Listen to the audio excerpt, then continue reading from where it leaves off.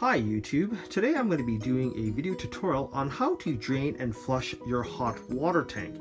This procedure should be done at the very minimum once per year, and I actually recommend doing this at least 2 times a year to ensure that the sediment buildup that occurs in the bottom of the tank is kept to an absolute minimum to ensure the longest tank life as well as maximum efficiency.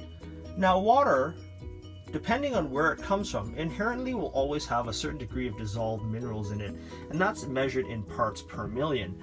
Now, in my local municipality here, our water is on average about 25 parts per million, which is relatively hard, and therefore the reason why I opt to flush out my tank as frequently as I do. And so generally what happens is the bottom of the tank, which is usually around where the drain valve is on your tank, it's made out of steel on the bottom, and so in my case I've got a natural gas water heater that if the sediment layer begins to build up, it's actually reducing the overall capacity in the tank slightly, but more importantly is that it's forming a layer of silt and junk in the bottom that's actually hindering the burner's ability to transfer heat efficiently to the water that needs to be heated. Now if you've got an electric heater, it's not quite as bad because an electric heater generally has an element on the bottom and then another element towards the top of the tank that heats up the water. But nonetheless, sediment also builds up on things like that, so draining it occasionally will still at least maintain the capacity of your tank. Now there's a couple of prep things that we need to do before we even consider flushing our tank out. And number one is to, if you've got a natural gas hot water heater, to turn the thermostat all the way down to either off or into like a vacation mode here. And what vacation mode is essentially the lowest setting on the water heater possible, so that when you're draining the water out, that it doesn't trip the thermostat to start to light the burners to start heating the tank, because a tank without water is really bad. If you're really paranoid, you can always go ahead and shut off the gas valve and then just relight the tank later. But I found out, at least on my tank, that if I put it into pilot lighting mode or in vacation mode, that the thermostat won't trip on in the short time it takes to drain the tank out. Now if you've got an electric water heater, you need to make sure that you actually disconnect the power, and that can be accomplished through the breaker panel. If you've got an electric hot water tank, go to the breaker panel or fuse box and disconnect the power by flipping the appropriate breaker to the off position or unscrewing the fuse that feeds your water heater. Next, locate the home's main water shutoff valve, and you can generally find it before the water meter if you've got a home equipped with one. Now, if your home is equipped with dual shutoff valves, rather than shutting off the cold water main valve, you can always cut off the cold water inlet to the hot water tank by flipping the valve above the tank. Now, not every home has a valve on top of the hot water tank, but in my case, my plumber, when they put this in, put in this valve. Next, we need to locate the actual drain valve on the tank, and generally speaking, all drain valves should be located on the lowest portion of the tank. So in my case, it's located right here. Once we've located the drain valve, we now need to find a suitable place to drain the water. And so in most modern homes, there's a floor drain right by the tank. Now, depending on the manufacturer of the tank, the drain valve can consist of a valve with a handle on the top, like a sort of a garden hose bib, or in my case, it's a valve that requires a screwdriver to turn the valve to open and close it. Now, they all should have a standard 3/4 inch threaded garden hose adapter, where you can attach a short length of hose from the drain of the tank to the floor drain. Now what I'm going to use here is just a standard garden hose quick connect. I'm going to screw that on, and then taking a short piece of garden hose that I actually have that's purpose built for draining tanks, I'm going to click that on and then pop the lid off of my floor drain cover, and then just stick the hose towards drain. Now you can open the valve if you've got one of the valves that have a handle, or in my case I'm going to use a flat bladed screwdriver, and I'm just going to open that right up.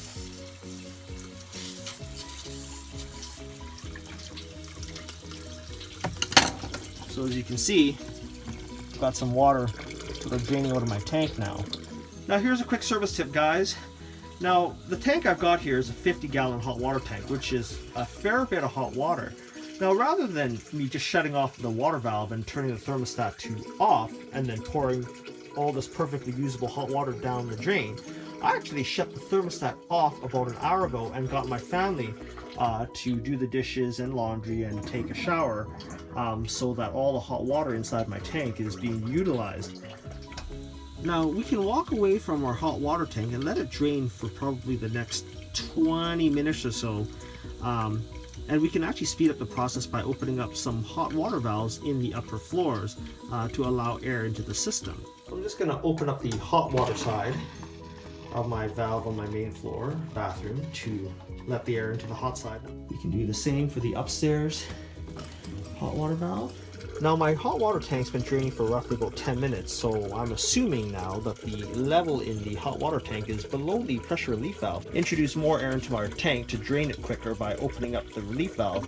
You might get a few rogue drops coming out, so you might want to have a pan or a rag just to catch those straggling water drops.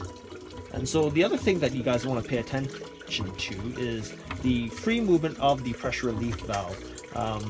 It should move smoothly and not be difficult to lift up. If it is, chances are this valve could be corroded or stuck and not operate properly in the event that the pressure builds up in the tank too excessively, such that it... So the tank actually took over 35 minutes to completely drain with all my valves in the upper floors open, including the pressure relief valve.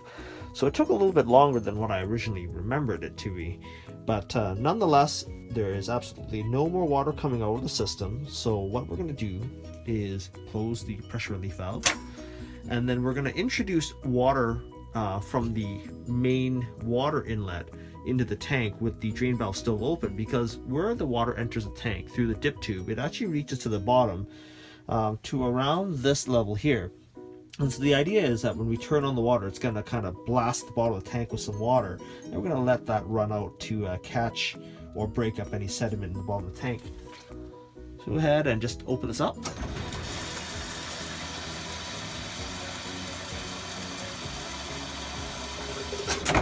And then when I hear water coming out of the tank again, I'll let it drain out. And then when it stops, I'm going to repeat this process about 2 or 3 more times. You can sort of hear it slowing down. So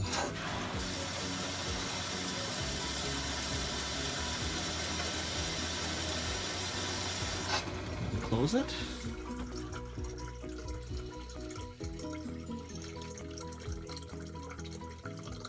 So once we've drained our tank of any water that was introduced from those few short bursts with fresh water to loosen up the remaining sediment in the bottom of our tank, we can go ahead and close the tank's drain petcock valve. Double check that the pressure relief valve is completely closed by just snapping it shut. With the gas valve still in the pilot or vacation mode, or if you have an electric tank, the power off, we can go ahead and turn on the hot water tank's cold water valve and let the tank fill up with fresh water. With the hot water valve open on all your fixtures, the air will begin to get expelled out of the tank and lines as water begins to refill in the system. It can take up to 5 minutes before you actually see any water coming out. As water begins to flow out of each of the fixtures, allow the water to run for approximately 3 to 4 minutes to ensure that all the air trapped in the tank and hot water lines is completely expelled from the system. Once there's no more spitting or sputtering from the hot water fixtures in your home, you can go ahead and shut the water off. Now, for those wondering how much sediment could possibly build up in a hot water tank, I flush my tank on average 2 to 3 times a year, and my hot water tank is 15 years old with water that's about 25 parts per million.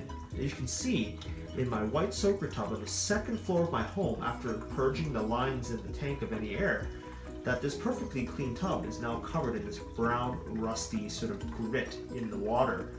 Once our tank has filled up with water, and we don't see any obvious leaks from our drain petcock or anything like that, we can go ahead and turn the thermostat control back to the warm setting that it was once set at. My hot water tank thermostat was actually set at this mark, 1 notch above warm, and that's optimal to not scald your hands too badly on the full hot setting on your taps, but still hot enough to run your dishwasher and washing machine properly. It is generally not recommended to go beyond sort of this large marking, or on some thermostats it says hot or very hot, because the water can be so hot that it's scalding, and it's also really hard on the water heater because it's always running on max power to maintain that extreme temperature, which is often not needed. So we'll just dial it back to around this mark here. Now, once your hot water tank has been completely filled with water, where all the air has been purged from the tank as well as the water lines, go ahead and turn the power back on if you're running an electric water heater or a gas electric hybrid water heater. This does not apply if you're running a gas only water tank. Now, here's a service tip that I learned from an experienced plumber, that for older hot water tanks that occasionally seem to have inconsistent hot water, or the tank doesn't seem to fire up, is to take this thermostat knob and turn it back and forth between very hot and sort of the low setting here.